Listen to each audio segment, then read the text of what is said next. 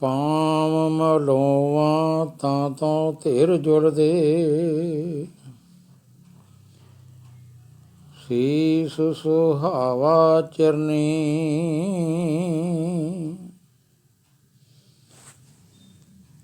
ਮੁਖ ਸੁਹਾਵਾ ਜਾਂ ਤੋ ਜਸ ਗਾਵੇ,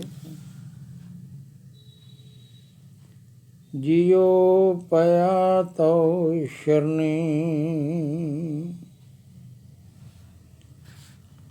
ਗੁਰੂ ਪਿਆਰੀ ਗੁਰੂ ਸਵਾਰੀ ਸਾਧ ਸੰਗਤ ਜੀਓ,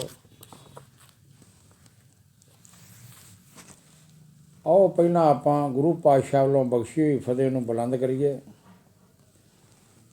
ਵਾਹਿਗੁਰੂ ਜੀ ਕਾ ਖਾਲਸਾ, ਵਾਹਿਗੁਰੂ ਜੀ ਕੀ ਫਤਿਹ। ਅੰਮ੍ਰਿਤ ਦੇ ਦਾਤੇ ਸਰਬੰਸ ਦਾਨੀ ਸਾਹਿਬ ਕਮਾਲ ਦਸ਼ਮੇਸ਼ ਪਿਤਾ ਸ੍ਰੀ ਗੁਰੂ ਗੋਬਿੰਦ ਸਿੰਘ ਜੀ ਦੀ ਨਿਰਾਨੀ ਅਤੇ ਅਗੰਮੀ ਸ਼ਖਸੀਅਤ ਦੁਨੀਆ ਦੇ ਇਤਿਹਾਸ ਵਿੱਚ ਸਭ ਤੋਂ ਨਿਰਾਲੀ ਅਤੇ ਲਾਸਾਨੀ ਹੈ। ਪਟਨਾ ਸ਼ਹਿਰ ਵਿੱਚ 23 ਪੋਹ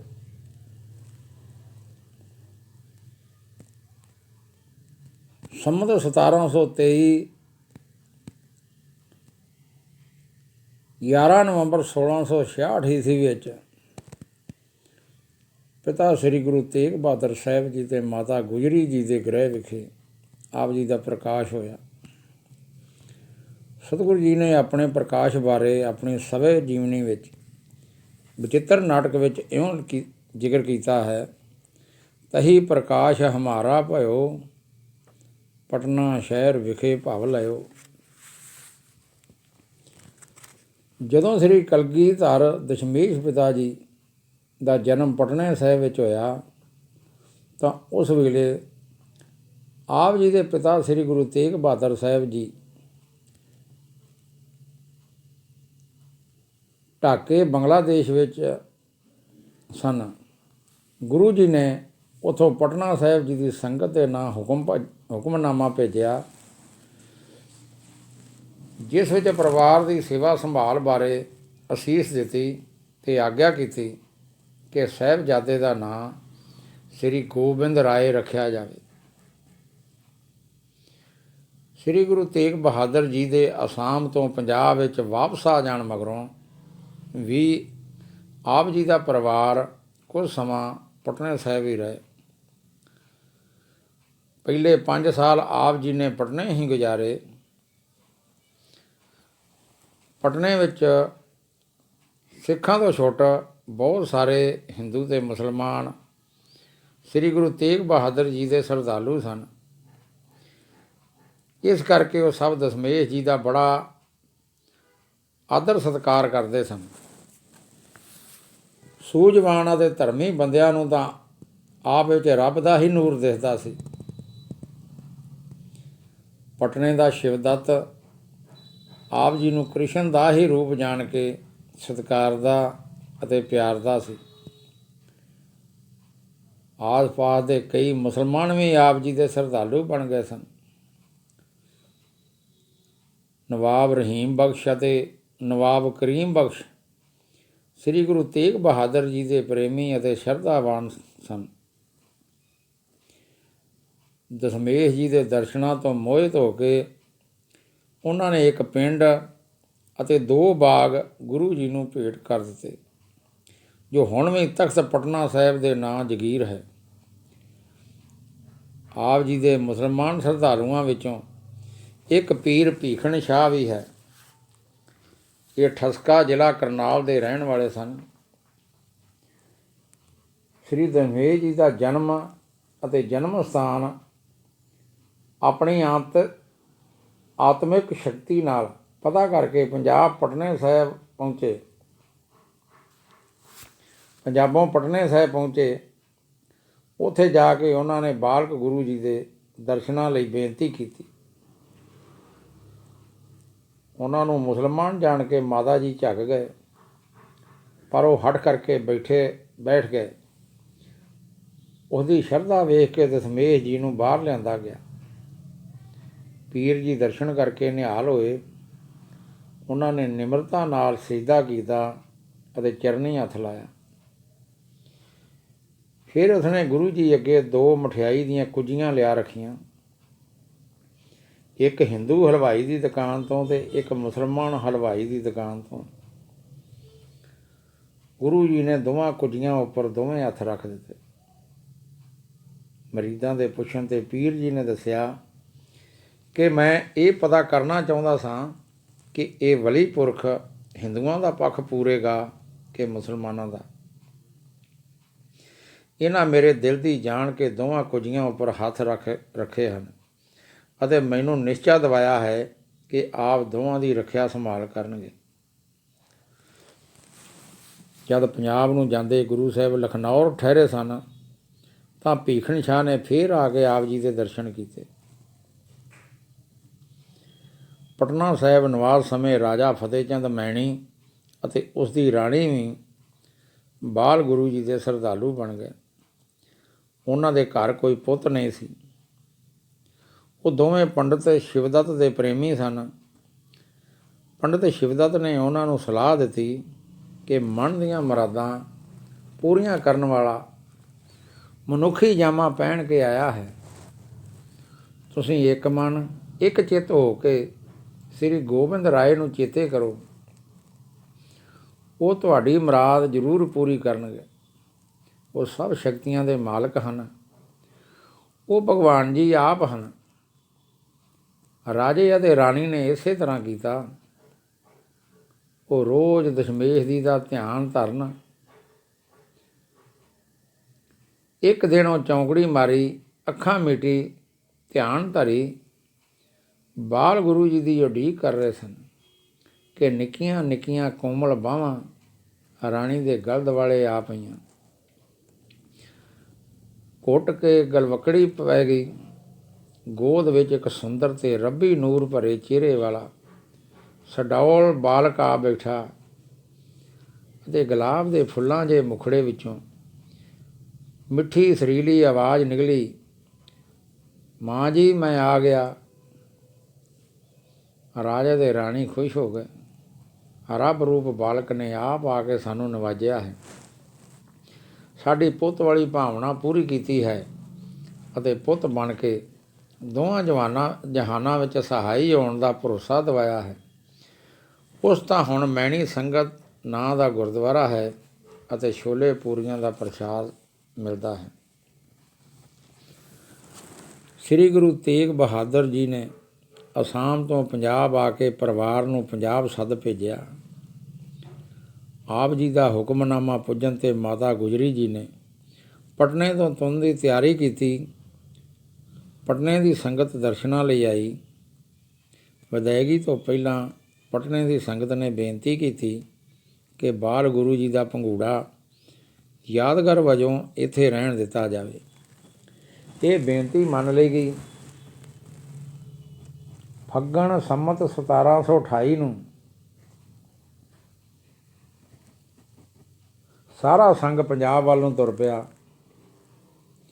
ਦਾਨਾਪੁਰ, ਬਕਸਰ, ਆਰਾ, ਛੋਟਾ ਮਿਰਜ਼ਾਪੁਰ, ਬਨਾਰਸ, ਲਖਨਊ, ਮਥੁਰਾ, ਥਾਣੇਸਰ, ਸਹਾਰਨਪੁਰ ਆਦਿ ਥਾਵਾਂ ਤੋਂ ਤੀਰਥਾਂ ਤੋਂ ਹੁੰਦੇ ਹੋਏ ਲਖਨੌਰ ਪਹੁੰਚੇ। ਕੁਝ ਚਿਰ ਲਖਨੌਰ ਠਹਿਰਨ ਤੋਂ ਬਾਅਦ ਸਾਰਾ ਸੰਘ ਅਨੰਦਪੁਰ ਸਾਹਿਬ ਪਹੁੰਚਾ। ਸਾਰੇ ਨਗਰ ਵਿੱਚ ਘਰ ਘਰ ਖੁਸ਼ੀ ਮਨਾਈ ਗਈ। ਰਾਤ ਨੂੰ ਦੀਪਮਾਲਾ ਅਤੇ ਆਤਿਸ਼ਬਾਜ਼ੀ ਚਲਾਈ ਗਈ। ਸ੍ਰੀ ਗੁਰੂ ਤੇਗ ਬਹਾਦਰ ਜੀ ਨੇ ਸਾਹਿਬਜ਼ਾਦੇ ਦੀ ਸਿੱਖਿਆ ਲਈ ਅਤੇ ਪਾਲਣਾ ਸੰਭਾਲ ਲਈ ਖਾਸ ਪ੍ਰਬੰਧ ਕੀਤੇ। ਆਪ ਜੀ ਲਈ ਸੰਸਕ੍ਰਿਤ, ਫਾਰਸੀ ਦੀ ਪੜ੍ਹਾਈ ਦਾ ਪ੍ਰਬੰਧ ਕੀਤਾ ਗਿਆ। ਗੁਰਮੁਖੀ ਆਪ ਜੀ ਨੇ ਪਟਨੇ ਹੀ ਮਾਤਾ ਜੀ ਤੋਂ ਸਿੱਖ ਲਈ ਸੀ ਅਤੇ ਕਾਫੀ ਗੁਰਬਾਣੀ ਵੀ ਕੰਠ ਕਰ ਲਈ ਸੀ। ਆਪ ਜੀ ਨੂੰ ਸ਼ਸਤਰ ਵਿੱਦਿਆ ਦੇਣ ਦਾ ਪ੍ਰਬੰਧ ਵੀ ਕੀਤਾ ਗਿਆ। ਤਲਵਾਰ, ਖੰਡਾ, ਬੰਦੂਕ, ਤੀਰਅੰਦਾਜ਼ੀ, ਘੋੜ ਸਵਾਰੀ, ਕੁਸ਼ਤੀ ਅਤੇ ਤਰਨ ਦੀ ਸਿਖਲਾਈ ਦਿੱਤੀ ਗਈ। ਆਪ ਪੜ੍ਹਾਈ ਲਿਖਾਈ ਤੋਂ ਬਾਅਦ ਜੋ ਸਮਾਂ ਬਚਦਾ ਉਹ ਆਪ 2 ਟੋਲੀਆਂ ਬਣਾ ਕੇ ਝੂਠੀ ਲੜਾਈ ਵਿੱਚ ਬਤੀਤ ਕਰਦੇ। 9 ਸਾਲ ਦੀ ਉਮਰ ਵਿੱਚ ਆਪ ਜੀ ਨੇ ਹਿੰਦੂ ਧਰਮ ਦੀ ਰੱਖਿਆ ਖਾਤਰ ਆਪਣੇ ਪਿਤਾ ਸ੍ਰੀ ਗੁਰੂ ਤੇਗ ਬਹਾਦਰ ਜੀ ਨੂੰ ਦਿੱਲੀ ਭੇਜਿਆ ਅਤੇ ਇਸ ਤਰ੍ਹਾਂ ਆਪ ਨੇ ਪਹਿਲੀ ਕੁਰਬਾਨੀ ਦਿੱਤੀ। ਸ੍ਰੀ ਗੁਰੂ ਤੇਗ ਬਹਾਦਰ ਸਾਹਿਬ ਜੀ ਦਿੱਲੀ ਵਿੱਚ ਸ਼ਹੀਦ ਹੋਣ ਤੋਂ ਪਹਿਲਾਂ ਇਹ ਹੁਕਮ ਕਰ ਗਏ ਸਨ ਕਿ ਸਾਡੇ ਮਗਰੋਂ ਗੁਰਗੱਦੀ ਦੀਆਂ ਜ਼ਿੰਮੇਵਾਰੀਆਂ ਸਾਡਾ ਸਾਹਿਬਜ਼ਾਦਾ ਸੰਭਾਲੇਗਾ। ਸੋ ਸ਼ਹੀਦੀ ਦੇ ਕੁਝ ਮਗਰੋਂ ਬਾਅਦ ਮੱਘਰ 1732 ਸੰਮਤ ਨੂੰ ਆਪ ਜੀ ਨੂੰ ਗੁਰਗੱਦੀ 'ਤੇ ਬਿਠਾਉਣ ਦੀ ਰਸਮ ਕੀਤੀ ਗਈ। ਬਾਬਾ ਬੁੱਢਾ ਜੀ ਦੀ ਅੰਸ਼ ਬਾਬਾ ਰਾਮ ਕੰਵਰ ਜੀ ਨੇ ਆਪ ਜੀ ਨੂੰ ਤਿਲਕ ਲਗਾਇਆ, ਜਿਗਾ ਕਲਗੀ ਲਗਾਈ ਅਤੇ ਗਾਤਰੇ ਕਿਰਪਾਨ ਪਹਿਨਾ ਕੇ ਗੁਰਗੱਦੀ ਦੀ ਰਸਮ ਅਦਾ ਕੀਤੀ। ਸ੍ਰੀ ਗੁਰੂ ਗੋਬਿੰਦ ਸਿੰਘ ਜੀ ਦੇ ਟਾਕਰੇ ਉੱਤੇ 2 ਜ਼ਬਰਦਸਤ ਤਾਕਤਾਂ ਸਨ। ਇੱਕ 29 ਤੇ ਤੇਜ ਪ੍ਰਤਾਪ ਦੀ ਟੀਸੀ 'ਤੇ ਪੁੱਜੀ ਹੋਈ ਮੁਗਲ ਤਾਕਤ, ਜਿਸ ਦੀ ਵਾਗਡੋਰ ਉਸ ਪੱਥਰ ਦਿਲ ਨਿਰਦਈ ਅਤੇ ਕੱਟੜ ਸ਼ਰਈ ਮੁਸਲਮਾਨ ਦੇ ਹੱਥ ਵਿੱਚ ਸੀ, ਜਿਸ ਨੂੰ ਤਖਤ ਦੀ ਪ੍ਰਾਪਤੀ ਲਈ ਭਰਾਵਾਂ ਨਾਲ ਦਗਾ ਕੀਤਾ, ਉਹਨਾਂ ਦਾ ਘਾਣ ਬੱਚਾ ਘਾਣ ਕੀਤਾ, ਆਪਣੇ ਪਿਓ ਸ਼ਾਹਜਹਾਨ ਨੂੰ ਕੈਦ ਕੀਤਾ ਅਤੇ ਭੁੱਖਾ ਧਿਆਇਆ ਰੱਖਿਆ। ਦਸ਼ਮੇਸ਼ ਜੀ ਦੇ ਟਾਕਰੇ 'ਤੇ ਦੂਜੀ ਤਾਕਤ ਸੀ ਉਹਨਾਂ ਉੱਚ ਜਾਤੀਏ ਹਿੰਦੂ ਬ੍ਰਾਹਮਣਾਂ, ਖੱਤਰੀਆਂ ਅਤੇ ਰਾਜਪੂਤਾਂ ਦੀ, ਜਿਹੜੇ ਗੁਰੂ ਜੀ ਦੇ ਮਿਸ਼ਨ ਨੂੰ ਨਾ ਸਮਝਦੇ ਹੋਏ ਇਹ ਖਿਆਲ ਕਰੀ ਬੈਠੇ ਸਨ ਕਿ ਜੇ ਸਿੱਖੀ ਫੈਲ ਗਈ ਤਾਂ ਸਾਡੀਆਂ ਪਦਵੀਆਂ, ਸਾਡੇ ਅਧਿਕਾਰ, ਸਾਡੇ ਅਖਤਿਆਰ ਸਭ ਜਾਂਦੇ ਰਹਿਣਗੇ। ਗੁਰੂ ਜੀ ਨੂੰ ਬਹੁਤੀ ਖੇਚਲ ਪਹਾੜੀ ਰਾਜਿਆਂ ਨੇ ਹੀ ਦਿੱਤੀ। ਗੁਰੂ ਜੀ ਅੱਗੇ ਵੱਡੀ ਅਤੇ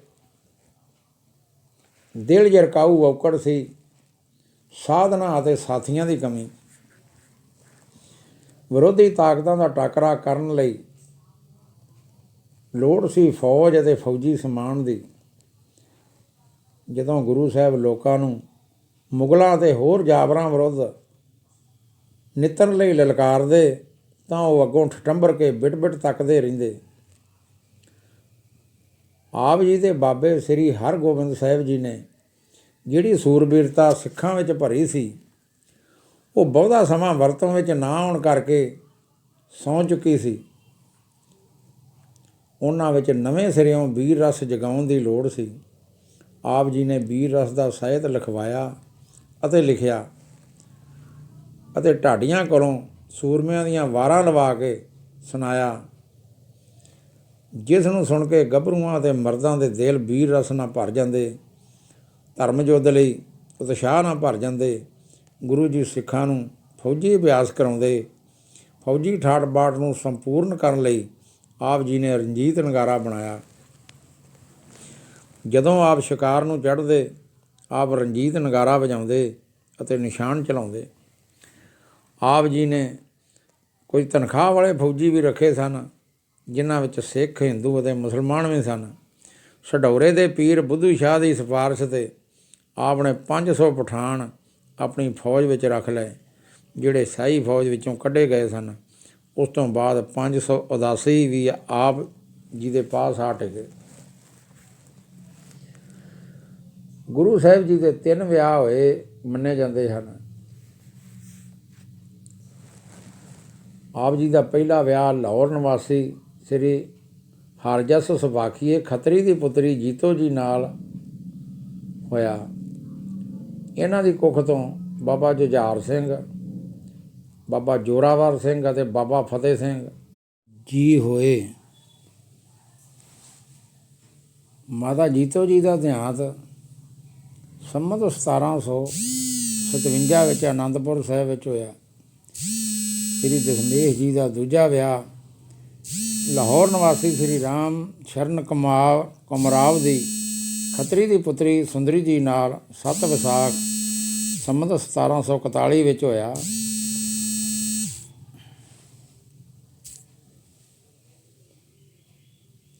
ਇਹਨਾਂ ਦੀ ਕੁੱਖ ਤੋਂ ਵੱਡੇ ਸਾਹਿਬਜ਼ਾਦੇ ਬਾਬਾ ਅਜੀਤ ਸਿੰਘ ਜੀ ਹੋਏ।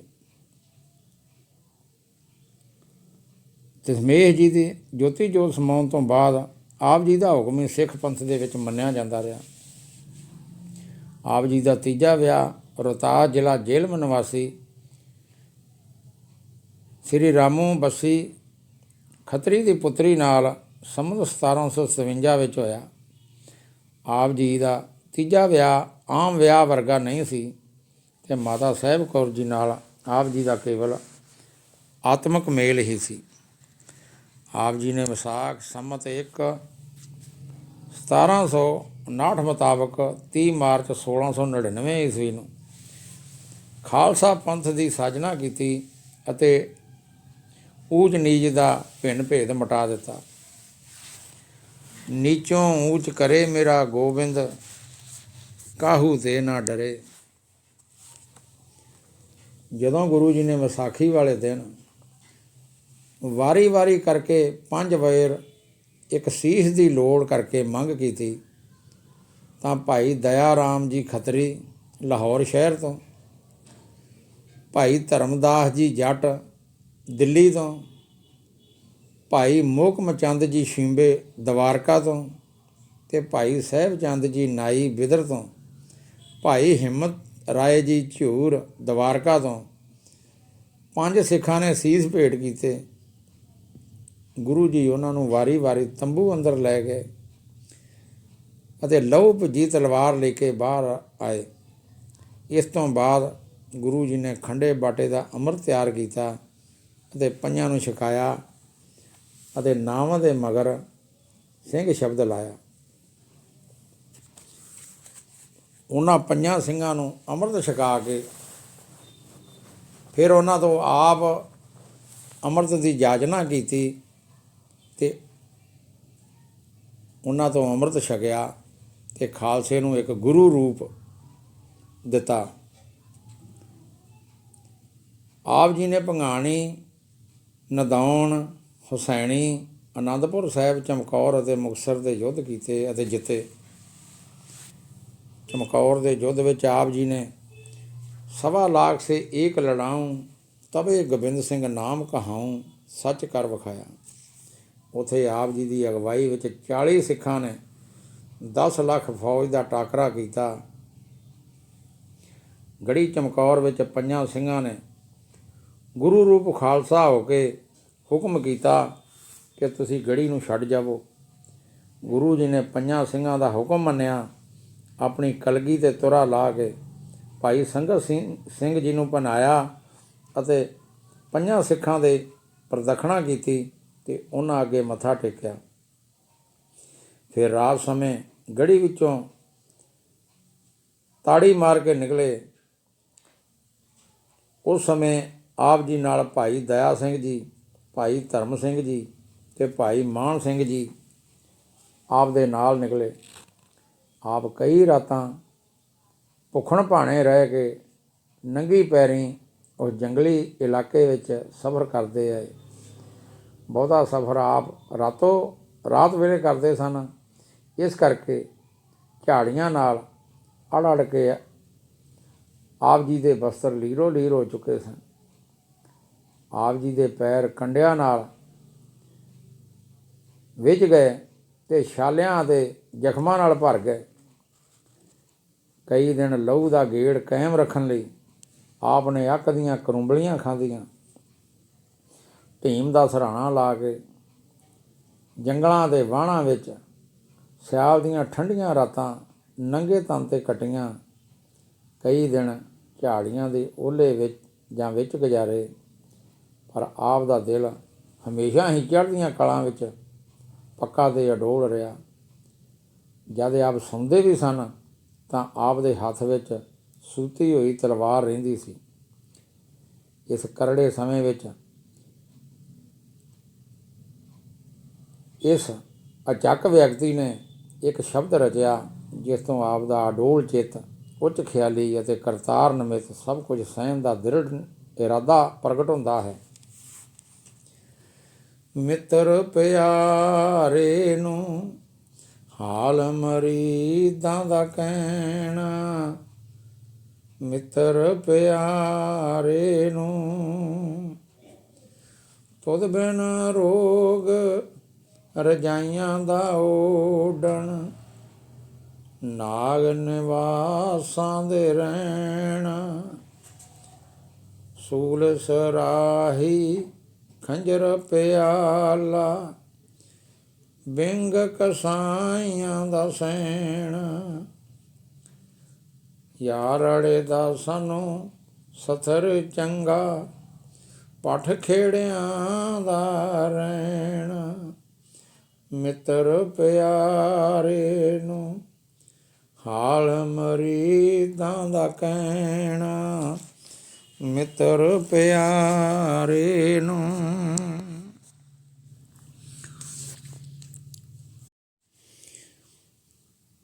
ਗੁਰੂ ਜੀ ਜਿੱਥੇ ਤੇਗ ਦੇ ਧਨੀ ਸਨ, ਉੱਥੇ ਨਾਲ ਹੀ ਕਲਮ ਦੇ ਵੀ ਧਨੀ ਸਨ।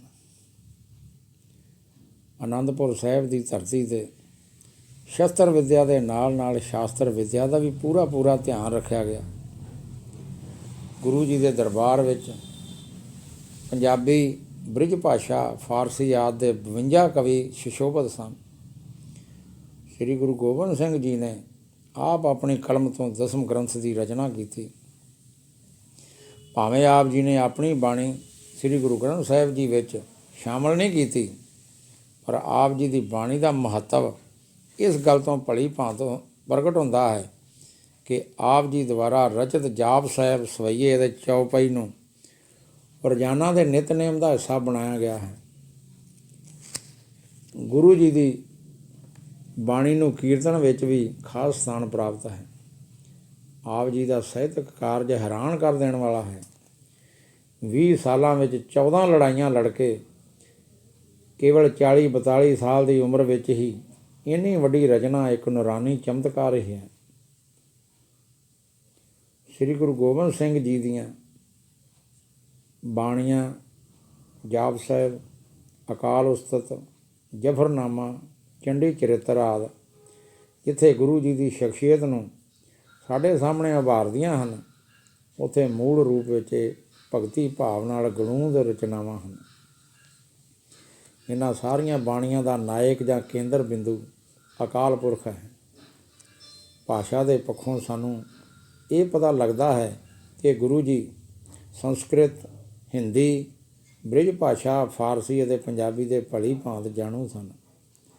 ਜਾਪ ਸਾਹਿਬ ਵਿੱਚ ਵਰਤੇ ਗਏ ਛੰਦ ਪ੍ਰਬੰਧ ਨੂੰ ਇੱਕ ਉੱਤਮ ਸਾਹਿਤ ਦਾ ਨਮੂਨਾ ਕਿਹਾ ਜਾ ਸਕਦਾ ਹੈ। ਵਿਸ਼ਾ ਅਤੇ ਸ਼ੈਲੀ ਜਦੋਂ ਦੋਵੇਂ ਹੀ ਉੱਚ ਪੱਧਰ 'ਤੇ ਹੋਣ ਤਾਂ ਰਚਨਾ ਅਮਰ ਹੋ ਜਾਂਦੀ ਹੈ। ਜੇ ਉਹ ਰਚਨਾ ਕਾਵਮਈ ਹੋਵੇ ਤਾਂ ਲੋਕਾਂ ਦੀ ਜ਼ਬਾਨ 'ਤੇ ਚੜ੍ਹ ਜਾਂਦੀ ਹੈ। ਗੁਰੂ ਜੀ ਦੁਆਰਾ ਰਚਿਤ ਸ਼ਬਦ ਮਿੱਤਰ ਪਿਆਰੇ ਨੂੰ ਹਾਲ ਮਰੀਦਾਂ ਦਾ ਕਹਿਣਾ, ਇਹ ਕਿਸ ਦੀ ਜ਼ਬਾਨ 'ਤੇ ਨਹੀਂ ਹੈ। ਕੌਣ ਇਸ ਸ਼ਬਦ ਨੂੰ ਸੁਣ ਕੇ ਪਿਘਲ ਨਹੀਂ ਜਾਂਦਾ। ਸੂਲ ਨੂੰ ਸਰਾਈ ਅਤੇ ਖੰਜਰ ਨੂੰ ਪਿਆਲਾ ਸਮਝਣ ਵਾਲਾ ਸ਼ਾਇਰ ਅਸਲ ਵਿੱਚ ਕੋਈ ਆਮ ਆਦਮੀ ਨਹੀਂ, ਉਹ ਸ਼ਖਸੀਅਤ ਹੈ ਜਿਸ ਨੇ ਆਪਣੇ ਮਾਸੂਮ ਬੱਚਿਆਂ, ਬਿਰਧ ਮਾਤਾ ਅਤੇ ਪਿਤਾ ਦੀ ਕੁਰਬਾਨੀ ਦਿੱਤੀ ਹੋਈ ਹੈ।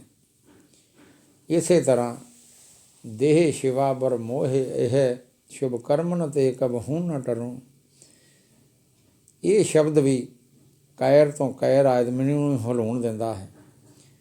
ਜਾਪ ਸਾਹਿਬ ਵਿੱਚ ਨਮਸਤੰ, ਨਮੋ ਸਰਬੰ ਕੇ ਚਤਰ ਚੱਕਰ ਕਰਤਾ ਆਦਿ ਸ਼ਬਦਾਂ ਨਾਲ ਤੁਕਾਂ ਆਰੰਭ ਕਰਨ ਦਾ ਦੁਹਰਾਓ ਅਤੇ ਰਸੀਲੀ ਲੈ ਪੈਦਾ ਕਰਦਾ ਹੈ। ਪਾਠ ਕਰਦਿਆਂ ਕਾਵਿਕ ਰਵਾਨਗੀ ਆਪਣੇ ਆਪ ਹੀ ਵਹਿ ਤੁਰਦੀ ਹੈ, ਕਿਤੇ ਨਦੀ ਦੇ ਪਾਣੀ ਵਾਂਗ ਅਤੇ ਕਿਤੇ ਸੱਪ ਦੀ ਚਾਲ ਵਾਂਗ।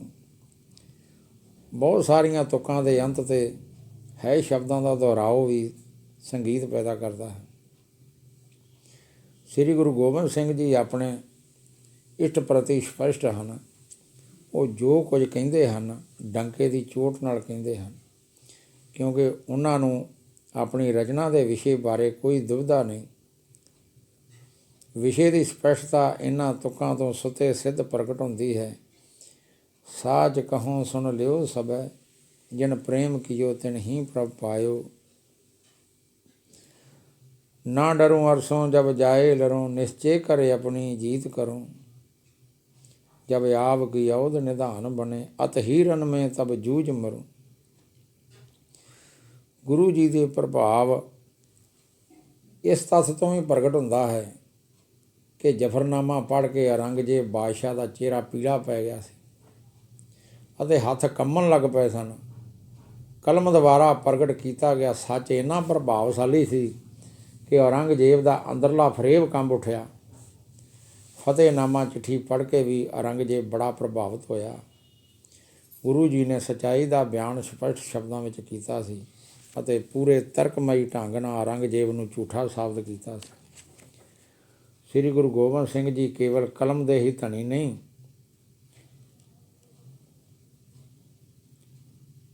ਸਗੋਂ ਕਲਮ ਦੇ ਸਰਪ੍ਰਸਤ ਵੀ ਸਨ।